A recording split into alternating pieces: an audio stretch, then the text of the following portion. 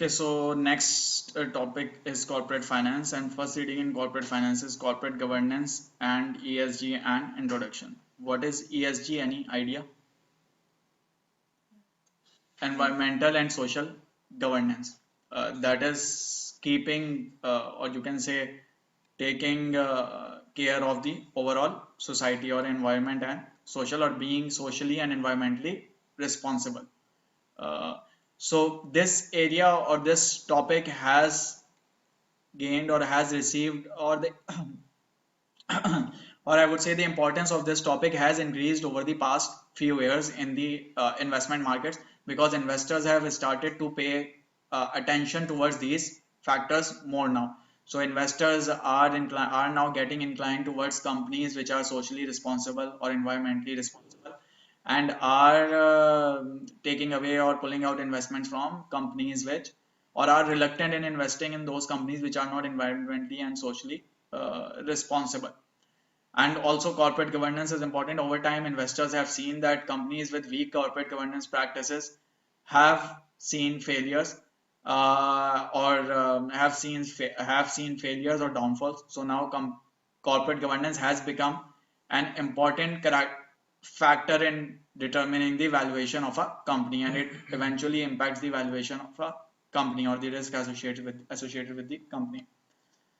So when we say corporate governance, what is corporate governance? So before you talk about corporate governance, first thing that you should know is the structure of company, that how is company structured. So in company there are shareholders who are the investors. These investors give money to managers.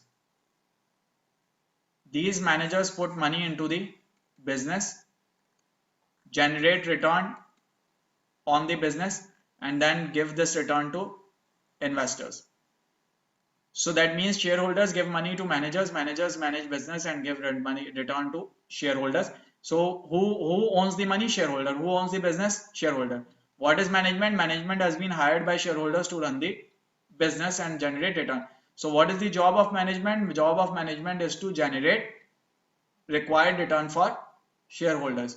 If management is generating return for itself, it is not fulfilling the job. If management is taking decisions which is satisfying itself but not shareholders, it is not doing the job right. So who will ensure that management is acting in the interest of shareholder? So in order to ensure that, or in order to check that or keep a check on that, you have a board. Board oversees management and ensures that management acts in the best interest of shareholder. And this relationship is known as principal agent relationship. So what is principal agent relationship? In simple law, there is a principal, there is an agent. What is the relationship? Agent is that party which acts on the behalf of principal. Like management is acting on behalf of shareholders, so management is an agent for shareholder. So management's responsibility is not to work in its own interest but to work in shareholders' best interest. And board looks after the management in order to ensure it. Any problem so far? So when we have these relationships, there can be conflict of interest here. Let's say management itself is a part of board. If management itself is a part of board, there will be conflict of interest. Then management itself is running the business and itself is monitoring if the business is being run properly or not. So if the guy sitting here is the same as the guy sitting here, then there is a conflict of interest. Job wouldn't be done properly. There can be a conflict of interest between management and shareholder. Management can increase its salary, increase its bonuses, but then shareholder will receive a lesser return. Or management may enter into markets where return is lower, but management's reward is higher. So again, shareholder return will be sacrificed. So there is conflict of interest here as well. So there can be conflict of interest at each stage or between any two parties. So what is corporate governance? A good corporate governance is that structure where conflict of interest is reduced. A good corporate governance will be that structure where these conflicts of interest are reduced. So for example, if you decide that board should have at least 70% non-executive. By non-executive, I mean non-management members. So in that case, you will have a majority of board members not belonging to management. That can be a good corporate governance practice. Or if you say that most of the people on board are management people or are executive members, then that is a bad corporate governance policy. So anything which give rise to conflict of interest will be a bad corporate governance policy. Anything which reduces the conflict of interest will be a good corporate governance policy. Any problem so far? Okay, so when we talk about corporate governance, there are two perspectives to it. One is shareholder perspective and another is stakeholder perspective. Shareholder perspective says that a business should operate to satisfy shareholder or to bring returns to shareholders, maximum possible returns to shareholders. A stakeholder perspective says that a business should operate to satisfy all the stakeholders, because if all the stakeholders are satisfied, then business will grow, and as business grows, shareholder will benefit. If it only focuses on shareholder, then chances are that it wouldn't be able to create right value for shareholder, because in order for business to keep growing or sustainably grow, all the stakeholders should be satisfied. So when we say stakeholder, we mean all the stakeholders, means shareholder plus others. Others can include suppliers, it can include customers, it can include board, it can include any consumers and all others. When we say shareholder, it means only shareholder. A stakeholder does not mean that we exclude shareholder. A stakeholder means we have shareholder within it, but others as well. Any problem so far? Okay, so shareholder theory and stakeholder theory, which we have discussed. Stakeholders can include customer, supplier, employee, other stakeholder in addition to shareholder.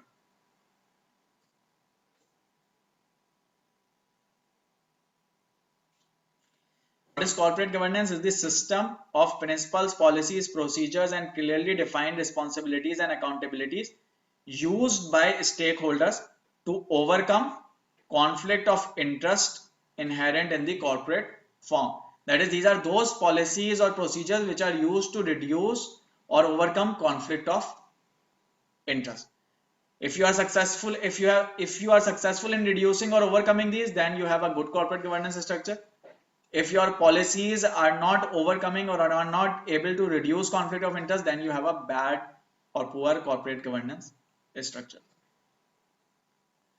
Which statement regarding corporate governance is most accurate? Most countries have similar corporate governance structure regulation.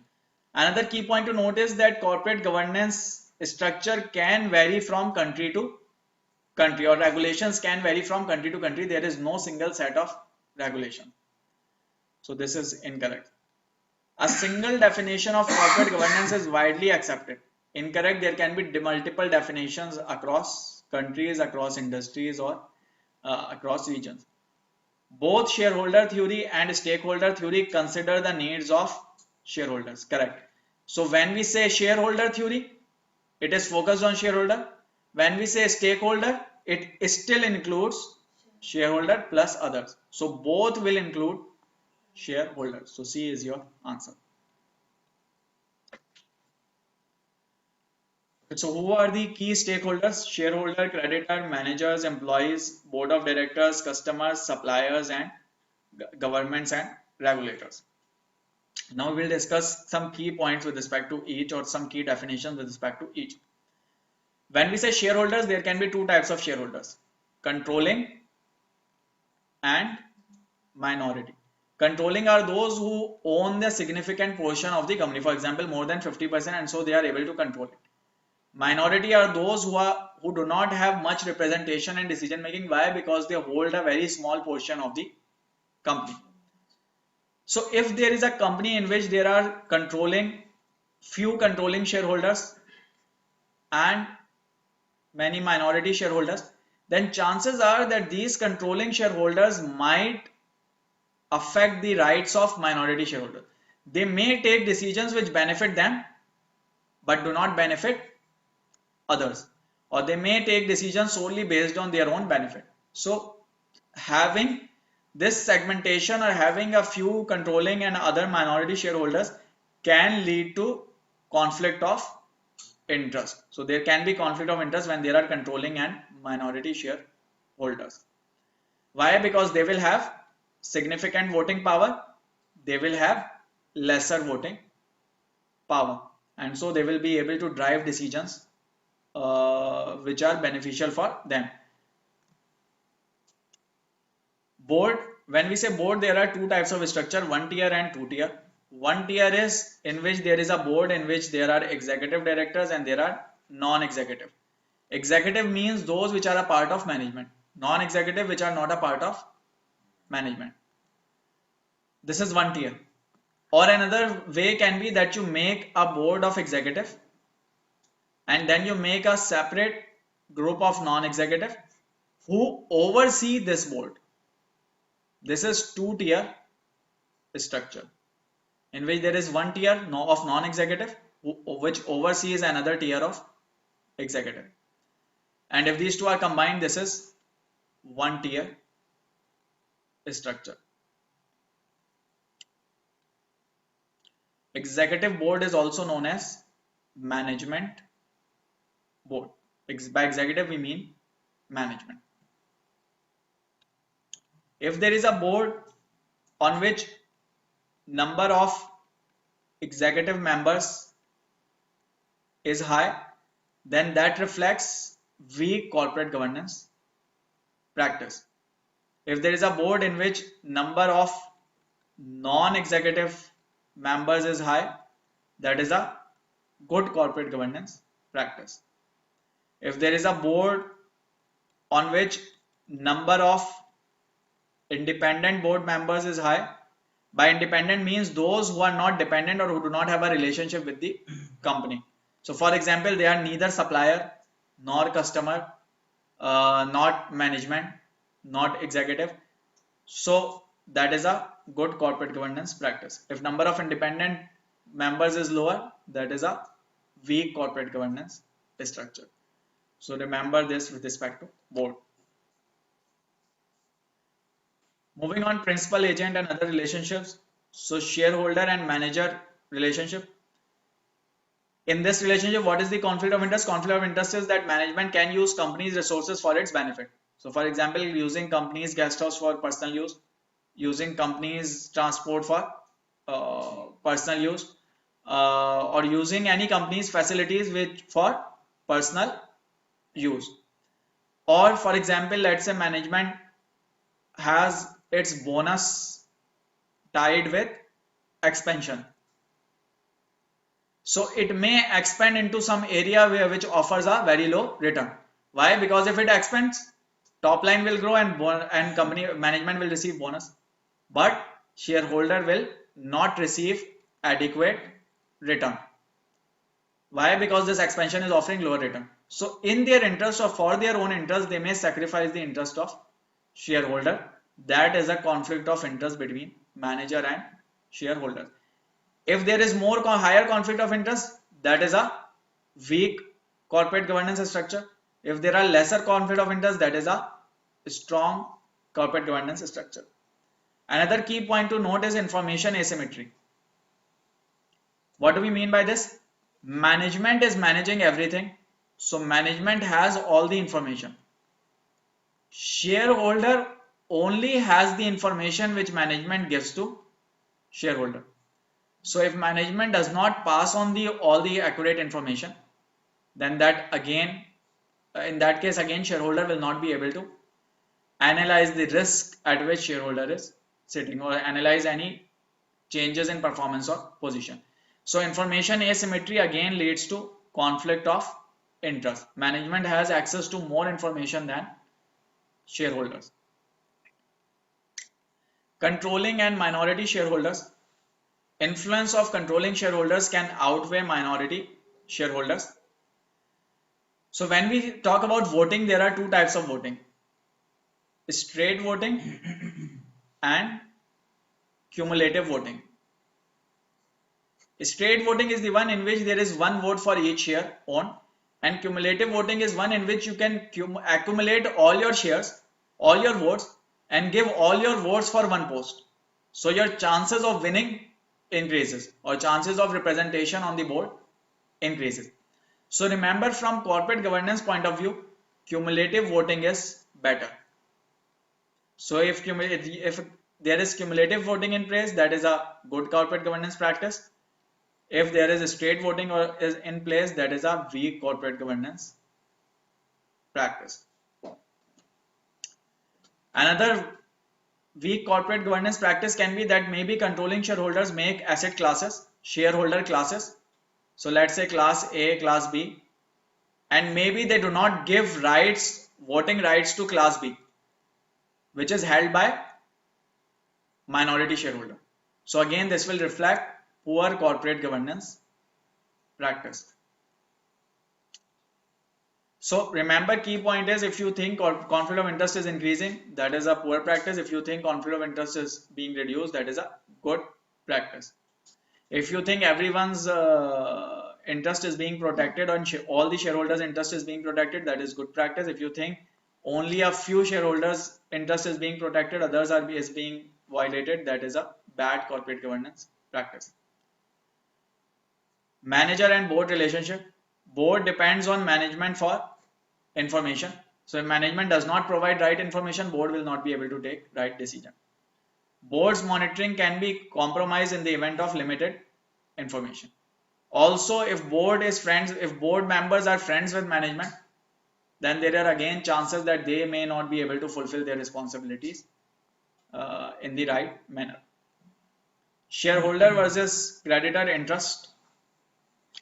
So you have shareholder and you have creditor. If you satisfy shareholder, that is, if you offer them, for example, more dividends, maybe that comes at a cost to creditor. So there can be a conflict of interest between shareholder and creditor as well. Shareholders may prefer riskier project with higher return potential. Creditors will prefer lower risk and stability. Or distribution of excessive dividends can also lead to a problem. Other stakeholder conflict can be between customer and shareholder, customer and supplier, shareholder and regulator. So there can be conflict of interest between any two parties, any two stakeholders. A good framework would be the one that reduces those conflicts as much as possible. You might not be able to make any structure which completely eliminate all the conflict of interest, but you can have a structure which reduces the conflict of interest. Which stakeholders would most likely realize greatest benefit from significant increase in market value of company? If company value goes up, who is the beneficiary? Simply shareholder. So creditor, no, creditor will still receive the amount that he has to receive no matter what the value is. Customer, no. Shareholder, yes. A controlling shareholder of XYZ company, controlling, owns 55% shares and the remaining shares are spread among a large group of shareholders. So that means there is one controlling shareholder and there is a large group of minority shareholders, which means there might be conflict of interest between these two. In this situation, conflict of interest are most likely to arise between shareholder and regulator. We do not have any information on regulator. Controlling shareholder and manager, we do not have any information on controlling and manager. And also there are lesser chances for this. Why? Because when there is a dominant shareholder, management comes under usually tends to fall under the influence of that shareholder, or he is able to dominate management or push management for certain decisions which are beneficial for himself. So no, the controlling shareholder and minority shareholder, yes, there are conflict of interest. Chances are that conflict of interest between controlling shareholder and management will be low. Why? Because he would be able to influence management. Any problem? So how do we manage stakeholders, or how do we perform stakeholder management? What are the processes in place? It involves identifying, prioritizing and understanding interest of stakeholder groups. When we say stakeholder, we mean all these stakeholders, not just shareholder. And managing relationships with these groups. That is how you manage stakeholder. And how do you do this? So you do this through legal infrastructure, through contractual infrastructure, through organizational infrastructure, and through governmental infrastructure. And what do we mean by this? So by legal means, you should have a framework for rights established by law and availability of legal resource for violation of rights. That is, if there is a violation of rights, a legal action should be taken.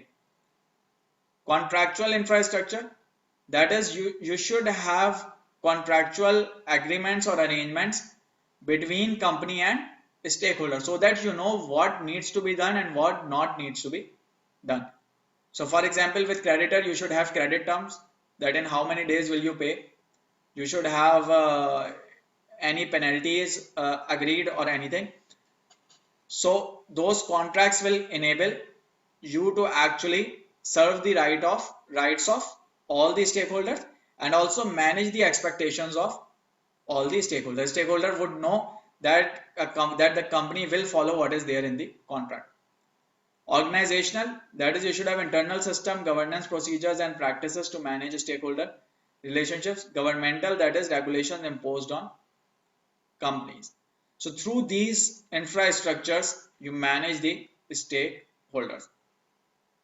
Now when you are managing it, there is some mechanism which needs to be in place. That is, you should meet with board, you should meet with management, you should highlight any changes or you should take approvals for any changes. How do you manage that, or what are the mechanisms? So mechanisms include general meetings, board of director mechanisms, audit function, reporting and transparency, policies, remuneration, say on pay, contractual agreement, employee laws, contractual agreements, laws and regulations. And what do we do in this? So just on high level, then you can read through.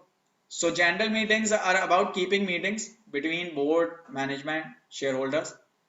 So companies hold annual general meeting to present audited financials, and on that financials they request shareholders approval. Once they have approved it, then they go forward with it. Shareholders elect directors and auditors at AGM. So in AGM, you seek approval on financials and shareholders elect directors and auditors. Then there are other meetings as well, which are extraordinary general meetings. They can be called by company or shareholders when significant resolutions are proposed. So for example, if you are acquiring something, if you are doing a merger, you can call an extraordinary general meeting. Material decisions such as M&A require supermajority votes such as 75% of votes. Proxy voting enables shareholders to authorize another individual to attend meeting on their behalf. So fairly simple. Board's function we have discussed, supervises the company's audit, control and risk management. Audit function represents systems, controls and policies in place to examine company's operations and financial records. So remember, when we talk about audit function, we do not only mean the audit of financial statements. It means all kind of audits, all kind of risk management, which includes internal controls or operations as well. Payment protocols, operational protocols, operational procedures and all that. So companies generally would have, organizations would have an internal audit function which performs the audit of the overall organization and risk management. Reporting and transparency information is essential for shareholders, and so information asymmetry should be lower or should be reduced. Information should be shared with shareholders. They should have access to all the information. They should be able to assess the performance of company directors and managers and make informed decisions. Ensure that transactions are handled fairly. Align interest of shareholders with those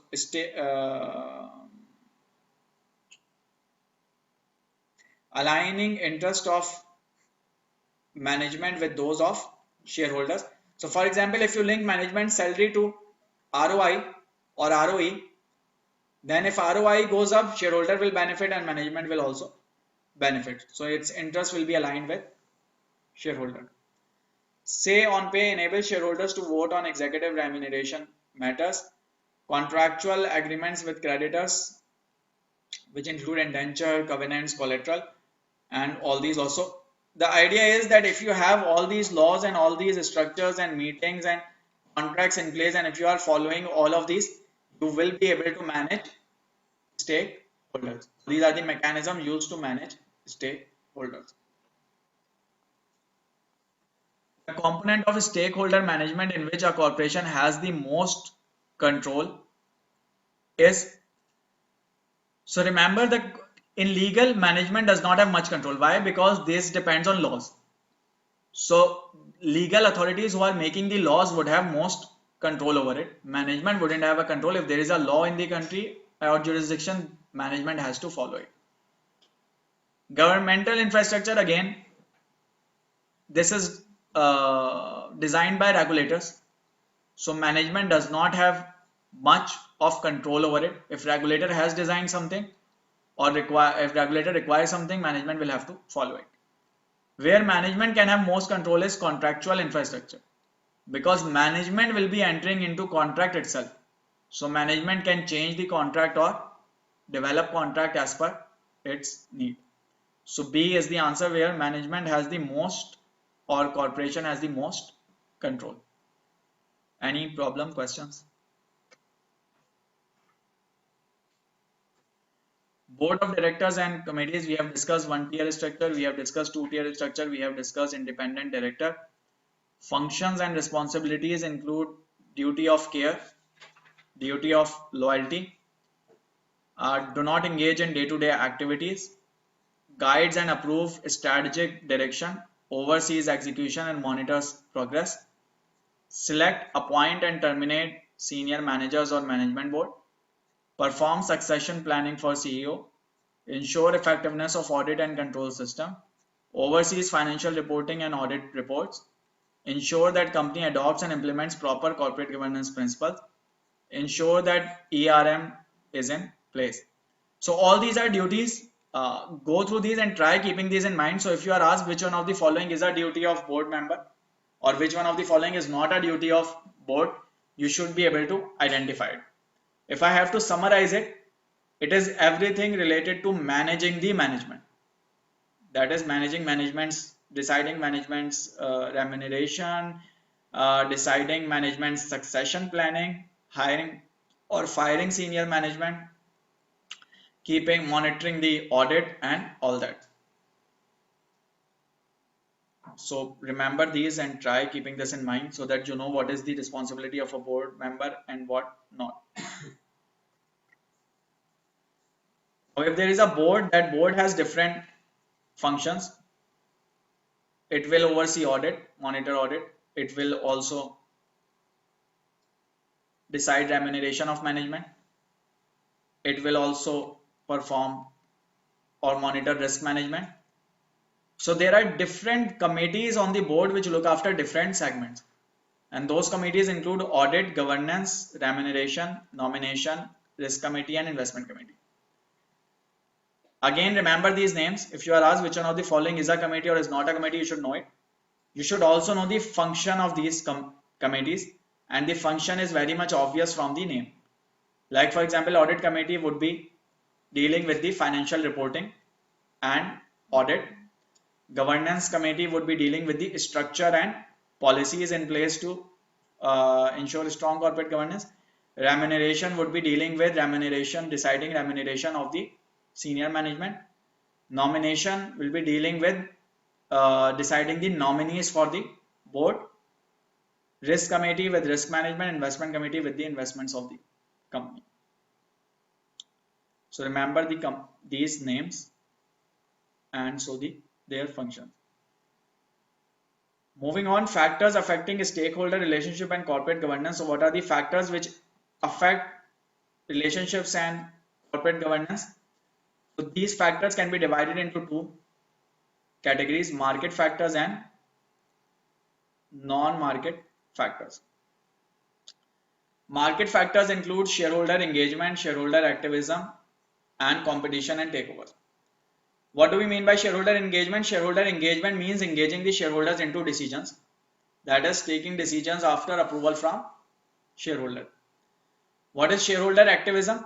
Shareholder activism means that sometimes some shareholders may acquire a majority stake or a controlling stake or a significant stake, and then they can turn out to be activists. That is, they can push the management to take decisions. For example, to take price increase, to sell a business unit, to acquire a new business unit, to create some instant value. That is shareholder activism. Competition and takeovers, that is a company acquiring another company, or a shareholder acquiring a company, or an investor acquiring a company. When an investor acquires a company, then there can be two ways to it. First, investor goes to management, meets with management and show interest into buying the company, then management decides and take the offer to shareholder. Or what investor can do is, if investor thinks management will not sell it, investor can bypass management and reach out directly to shareholders. How? Through proxy contacts, through tender offer, through hostile takeover. What is a proxy contacts? In proxy contacts, shareholders are persuaded to vote for a group seeking controlling position. So let's say this is the investor group. For it to buy the company or for it to change the company's structure, it needs a controlling position on board. And for that, it will contest the board elections.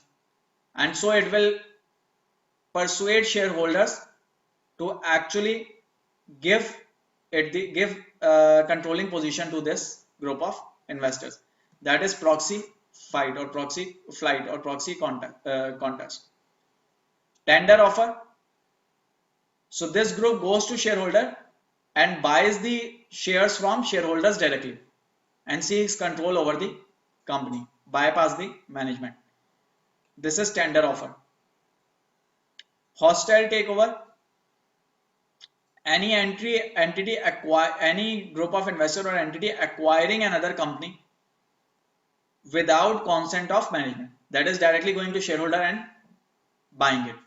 That is hostile takeover. Tender offer is the offer. Hostile takeover is when you have taken over the company, when you have actually bought a major stake for the company to be acquired. So through these methods, shareholders or investors can directly reach out to can bypass management and reach out directly to shareholders. These are market factors which can impact stakeholder relationships. For example, investor to management relationship, shareholder to management relationship. Non-market factors include legal environment, media, corporate governance, industry. Within legal environment, the law system can actually impact the relationship. With respect to law, there are two types of system: civil law and common law. Civil law is the one which is created primarily through statutes and codes enacted by legislature. That is, first you have a law and then that law is followed. If it is not followed, the person violating it is penalized. Common law is the one in which laws are created by statutes enacted by legislature and by judges through judicial opinion, in which a judicial opinion will make a law. So if a scenario has come in, then judicial opinion will be made over it, and through that judicial opinion, law will be made. Here first law is made and then judiciary does not have much role to play except for find out whether that law is being obeyed or not. Here you have a judicial opinion which makes the law. Common law provides superior protection to shareholders. So remember, the key point to remember is common law provides superior protection to shareholders. Media shapes public opinion, corporate governance, industry, increasing demand for external corporate governance services. So all these are factors which can impact shareholder management or other relationships. Corporate governance and stakeholder management risk and benefits. So what are the risks of poor corporate governance? Weak system, ineffective decision making, legal, regulatory, reputational risk, default and bankruptcy risk. Benefits of good corporate governance system and stakeholder management: operational efficiency, improved control, better operating and financial performance, lower default risk and cost of debt. Due to these benefits, generally companies with good corporate governance has a premium value. Companies with bad corporate governance have a discount to their value.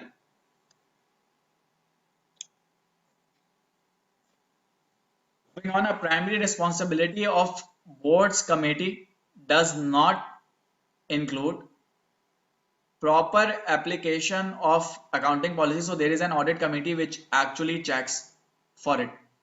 So this is our responsibility. Adoption of proper corporate governance, recommendation of remuneration, this is our responsibility. Adoption is not a responsibility. Suggesting the structure is a responsibility. They come up with the structure or provide the governance structure, but adoption is the responsibility of management. Board's responsibility is to monitor whether management has adopted it or not, but adoption and implementation is management's responsibility. Board will oversee whether management has adopted it or not.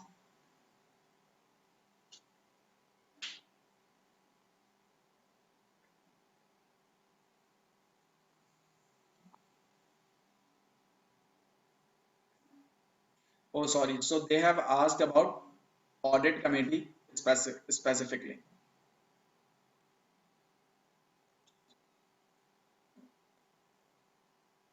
Audit committee specifically, for audit committee, accounting policies and recommendation. Here they have mentioned that adoption is also a responsibility of board, but it is a responsibility of governance committee. So adoption, I was wrong. Adoption is not a requirement or responsibility of management. Adoption is a responsibility of board, but board's governance committee. Which of the following is true of shareholder activism? Shareholder activists rarely include hedge funds. This is very wrong. Generally, remember that activist shareholders are hedge funds. These are the large or big funds who create controlling a stake over companies and then push the management to take different decisions. Like for example, Pershing Square, ICANN and others. Regulators play a prominent role in shareholder activism. So rarely is wrong. Regulators play a prominent role in shareholder activism. Not so linked. Let's read third one as well. Regulators would generally try to reduce shareholder activism rather than increasing shareholder activism. So not an answer. A primary goal of shareholder activism is to increase shareholder value. This is correct. They would take decisions which create instant value, and maybe they deteriorate long-term value due to that. But yes, in short term, that will create an increased shareholder value. Analyst key considerations